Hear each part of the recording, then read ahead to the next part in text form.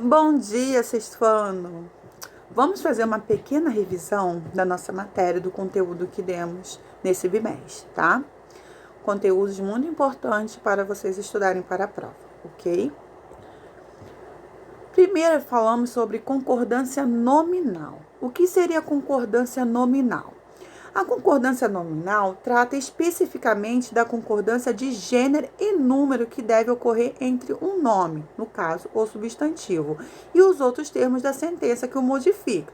O que o modifica o substantivo? Adjetivos, artigos, pronomes e até mesmo numerais. Além dessa regra geral, há casos específicos que podem gerar muitas dúvidas, como o que ocorre com as expressões é proibido, menos, anexo, meio e entre outras. Como se dá a concordância nominal?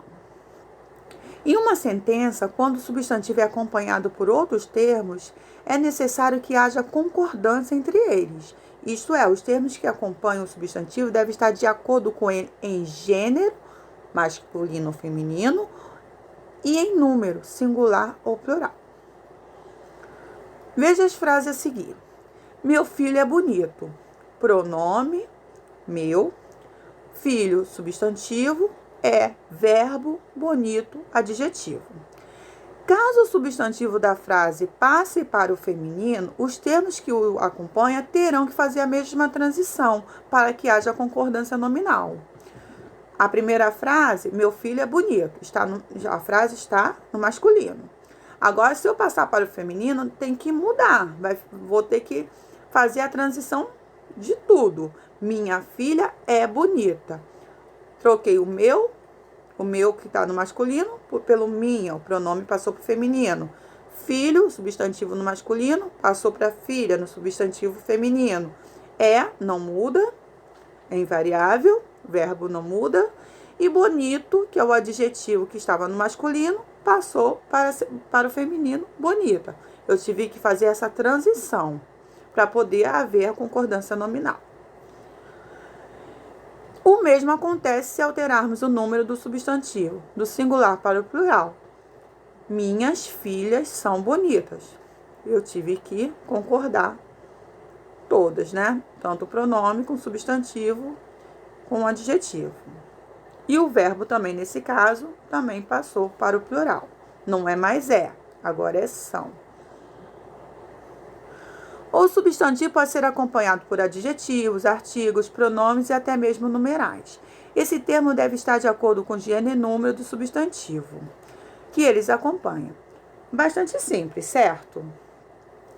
Embora algumas palavras da língua portuguesa não sigam a terminação mais comum, o, a, os e as regras da concordância nominal tendem a ser a mesma sempre. Perdão. O gênero e o número do substantivo definem o gênero e o número dos termos que o modificam. Casos específicos da concordância nominal. Há, no entanto, alguns casos específicos de concordância nominal que geram muitas dúvidas.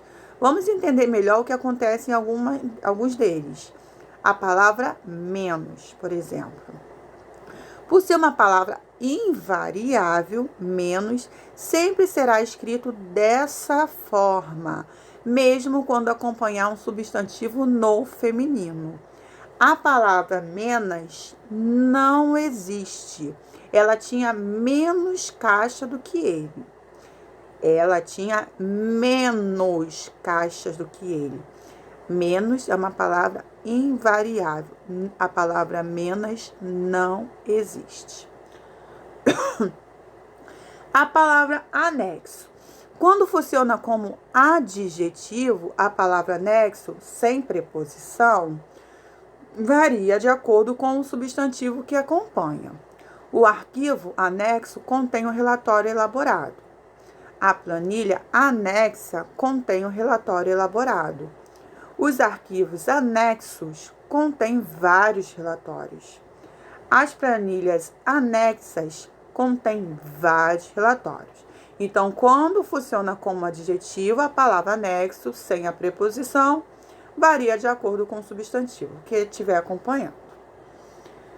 A palavra meio possui função de adjetivo. Quando possui a função de adjetivo, ela deve concordar com o substantivo que qualifica. Então, se essa palavra tiver a função de adjetivo, ela concorda com o substantivo que estiver qualificando, porque é isso que faz um adjetivo, né? Já passa de 12:30. Nesse caso, estamos falando de hora. Você é cheio de meias palavras. Temos 1,5 milhão de votantes. Então, nesse caso, a palavra meio, ela está tendo a função de adjetivo. Então, ela está concordando com o substantivo. Agora, tome cuidado para não confundir com o advérbio. Meio que não flexiona. Se for advérbio, ele não faz essa flexão. A mulher está meio cansada. Mesmo sendo mulher, está no feminino, eu não posso falar meia. Ela não varia, tá? Ela é invariável. A mulher está meio cansada. Meio altera o adjetivo cansada e não o substantivo mulher. Por isso, exerce função de advérbio e é invariável. Então, quando tiver a função de advérbio, ela é invariável. Os termos é necessário, é proibido e suas variações. Quando se trata especificamente desses termos, os adjetivos deles podem ficar invariáveis se não houver artigo, explicitando o gênero e o número do substantivo a que eles se referem. Então, se não tiver artigo, eles podem ficar invariáveis. É proibido entrada de animais.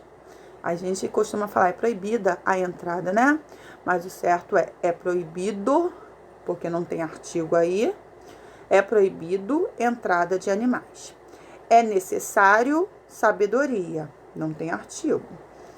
É permitido venda de mercadorias neste local.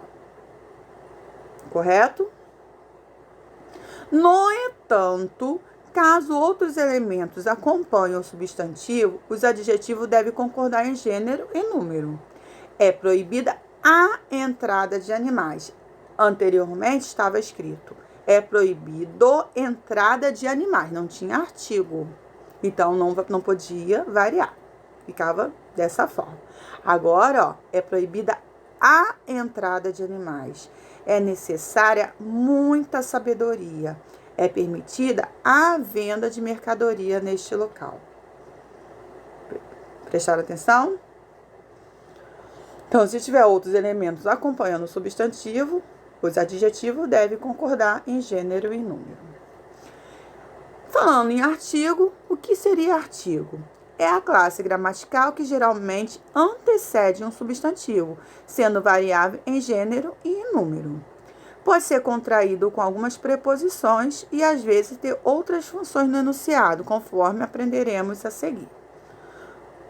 O artigo costuma anteceder o substantivo para fazer referência a ele, podendo indicar que se trata de um ser já conhecido do interlocutor, no caso dos artigos definidos, ou que se trata de um representante não específico da espécie, no caso dos artigos indefinidos. Assim, os artigos não funcionam sozinhos no enunciado, estando sempre acompanhado de outro substantivo. Artigo definido. Os artigos definidos indicam que um ser é específico por já ter sido citado ou por ser de conhecimento mútuo dos interlocutores. Os artigos definidos são variáveis em gênero, pode passar por masculino, feminino e em número, singular e plural. A lição que aprendi hoje foi simples. Ele passeava sempre com o cachorro dele e escolhia as pinturas para vocês. Em cada caso, o uso dos artigos serve para especificar um substantivo. A lição que aprendi hoje, o cachorro dele, ou para referir-se a substantivo já conhecido do interlocutor, os convidados da nossa festa, as pinturas para você. E os artigos indefinidos? que, por sua vez, servem para indicar que ocorre uma generalização, o que é a primeira ocorrência de representante de determinada espécie, ainda não sendo de conhecimento mútuo dos interlocutores, visto ser a primeira vez em que aparece no discurso.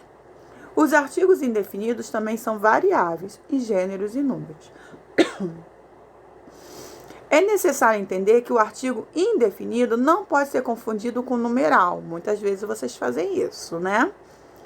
Ele não está atrelado ao número 1, mas à ideia de generalização, conforme mencionado. Vejamos alguns exemplos. Uma lição que aprendi hoje foi simples. Ele passeava sempre com um cachorro. Escolhi umas pinturas para você. Uns convidados virão à nossa festa.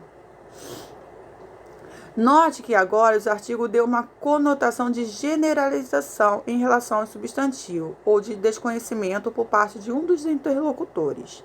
Trata-se de uma das lições aprendidas e de um cachorro não conhecido, além de umas pinturas e uns convidados, que ainda serão vistos e conhecidos.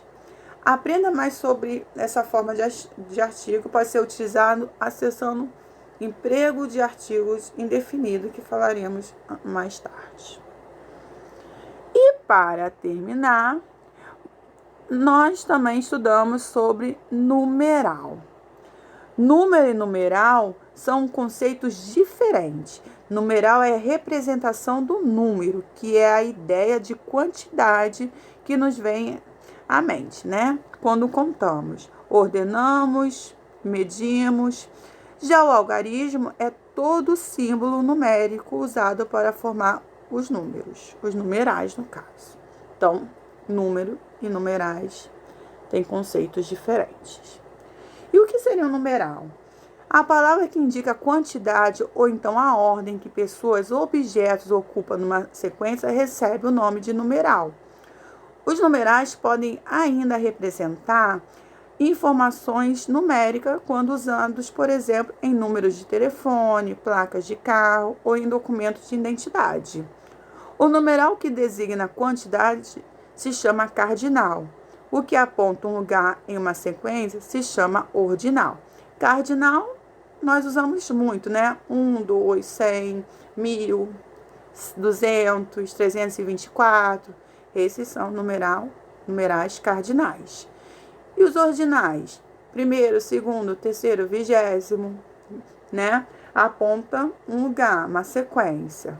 Mas ele também pode ser, o numeral também pode ser classificado em, no caso, cardinal, 1, 2, 3, ordinal, primeiro, segundo, fracionário, 1/3, 1/4, multiplicativo, dobro, triplo, e também pode ser classificado também em uma dúzia, meia dúzia, em coletivo, né? Mas nesse caso é pouco usado. Tá bom? Bom, sexto ano, segura meu beijo. Nos vemos na nossa próxima aula para poder tirarmos a nossa dúvida, tá? Fiz um pequeno resumo sobre o nosso conteúdo desse bimestre. Leiam, estudem, né?